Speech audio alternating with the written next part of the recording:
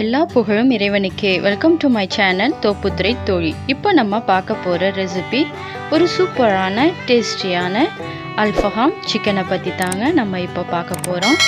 வாங்க எப்படி செய்யலாங்கிறத பார்க்கலாம்.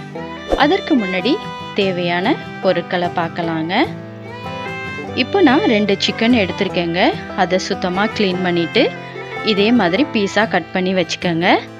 தனியா 1 டேபிள் ஸ்பூன், ஜீரகம் 1 டீஸ்பூன், மிளகு 1 டீஸ்பூன், சோம்பு 1 டீஸ்பூன், தயிர் 150 ml, இஞ்சி பூண்டு விழுது 2 டேபிள் ஸ்பூன், தனி மிளகாய்த்தூள் 1 டேபிள் ஸ்பூன், லெமன் 1 அது ஜூஸாக பிழிஞ்சு எடுத்து வச்சுக்கோங்க. ஆயில் 1 டேபிள் ஸ்பூன், காஞ்ச மிளகாய் 10, பட்டை 1 துண்டு, ஏலக்காய் 2, கிராம்பு 2, சால்ட் தேவைக்கு ஏற்ப. வாங்க எப்படி செய்யலாங்கிறத பார்க்கலாம்.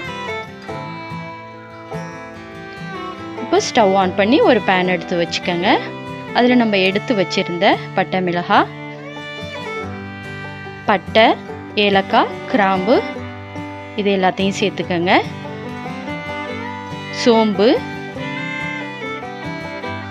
ஜீரகம், மல்லி, மிளகு.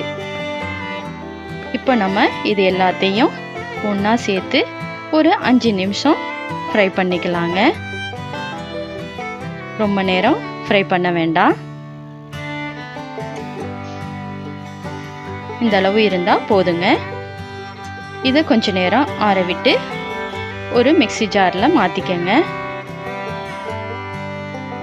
நம்ம இதை பவுட்ரு பண்ணி எடுத்துக்கலாம்.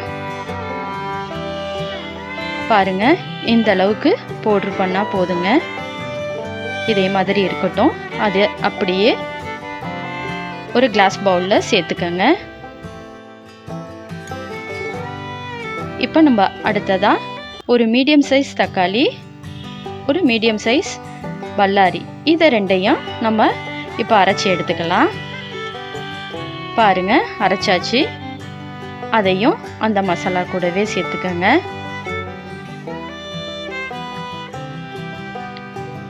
மீதமுள்ள பொருளையும் சேர்த்துக்கங்க. இஞ்சி பூண்டு விழுது, தயிர்,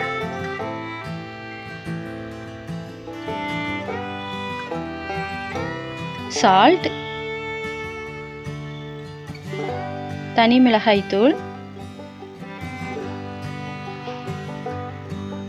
லெமன் ஜூஸ். சால்ட்டு தேவைக்கு ஏற்ப சேர்த்துக்கங்க. ஏன்னா நம்ம பிறகு சேர்க்க முடியாது. அப்போ தான் அந்த சிக்கனில் சேர்ந்து நல்லா இருக்குங்க. இப்போ நம்ம எல்லாத்தையும் ஒன்றா கலந்து விட்டு எடுத்து வச்சுக்கலாம். இப்போ நம்ம எடுத்து வச்சிருந்த சிக்கனை இதே மாதிரி கட் பண்ணிக்கங்க. கட் பண்ணால் தான் அது உள்ள மசாலா சேர்ந்து நல்லாயிருக்கும். இதே மாதிரி எல்லா பீஸையும் கட் பண்ணி வச்சுக்கோங்க.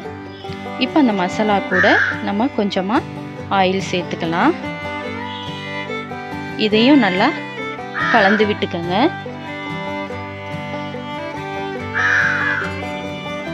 இப்போ நம்ம கட் பண்ணி வச்சிருந்த சிக்கனில் அந்த மசாலாவை சேர்த்துக்கலாம். ஃபுல்லாக எல்லா பக்கமும் படுற மாதிரி கலந்துக்கங்க. அப்போ தான் மசாலா சேர்ந்து நல்லா இருக்குங்க. இதே மாதிரி எல்லா பீஸ்லேயும் கலந்து எடுத்து வச்சுக்கோங்க. இது ஃப்ரிட்ஜில் ஒரு 4 மணி நேரம் ஊறட்டுங்க.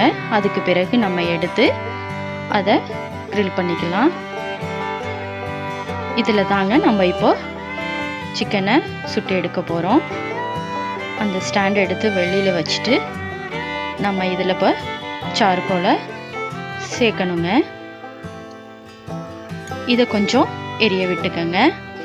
நம்ம சிக்கன் சேர்க்கும் போது எரியக்கூடாது, நெருப்பு மட்டும்தான் இருக்கணும். நம்ம இப்போ சிக்கனையும் சேர்த்தாச்சு. இது நல்லா வெந்து வந்துட்டுருக்கு. இதுக்கு மேலே கொஞ்சமாக பட்டர் சேர்த்துக்கலாம். டேஸ்ட்டு நல்லாயிருக்கும்.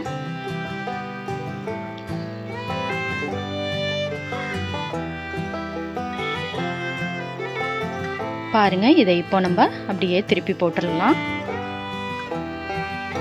சூப்பராக ரெடியாகி வந்திருக்குங்க. நல்லாவும் வெந்திருக்கு. நீங்கள் லைட்டாகவே தான் அந்த நெருப்பு இருக்கணும். இப்போ சூப்பராக ரெடியாக இருக்குங்க. நம்ம அதை அப்படியே பிளேட்டில் மாற்றிக்கலாம். பாருங்கள், சும்மா அட்டகாசமாக இருக்குது. நீங்களும் இதை வீட்டில் ட்ரை பண்ணி பாருங்கள். பார்த்துட்டு எப்படி இருந்துச்சுன்னு எனக்கு கமெண்ட் செக்ஷனில் கமெண்ட் கொடுங்க.